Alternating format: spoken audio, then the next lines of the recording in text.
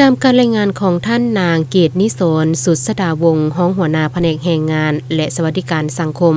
หัวหน้ากองเลขาคณะกรรมการคุ้มครองภัยพิบัติขั้นแขวงได้รายงานให้รู้ว่าพายุวีพาได้พัดถล่มเข้าแขวงมุขคำไซในท้ายเดือนกันยายนมาได้เหตุให้จำนวน55บ้านภายในแขวงมุขคำไซได้รับผลกระทบอย่างลงลายในนั้นเมืองปักสันผู้รับผลกระทบจากน้ำท่วม6บ้านเมืองทาวบาท7บ้านเมืองปากกระดิ่ง10บ้านเมืองบริคัน5บ้านเมืองคำเกิด10บ้านเมืองเวียงทอง15บ้านเมืองไซจำพร2บ้านจำนวน 1,437 ครอบครัวและเคียงคู่กับอุทกภัยแล้วในระยะเวลาอันเดียวกันยังมีการเกิดอัคคีภัยเหตุให้ครอบครัวสูญเสียเฮือนอยู่อาศัยและทรัพย์สินจำนวน10ครอบครัว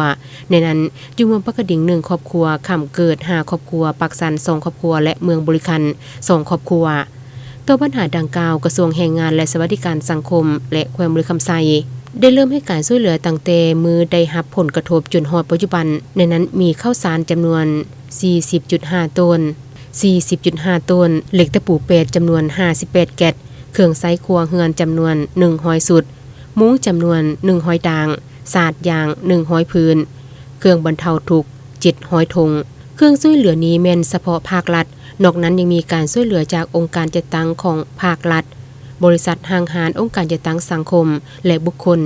ไม่บ่ได้รวมเข้าการช่วยเหลือของรัฐบาลเพื่อเป็นการแบ่งเบาระยะเบื้องต้นขั้นตอนต่อไปแม่นจะได้สืบต่อฟื้นฟูชีวิตการเป็นอยู่ของประชาชนต่อไปการลงมอบเครื่องช่วยเหลือนี้โดยแม่นท่านโซนธนูธรรมวงศ์เจ้าแขวงแขวงมุขคำไซท่านคำเวนปัญญานุวงศ์ห้องเจ้าแขวงและบรรดาการนำของแขวง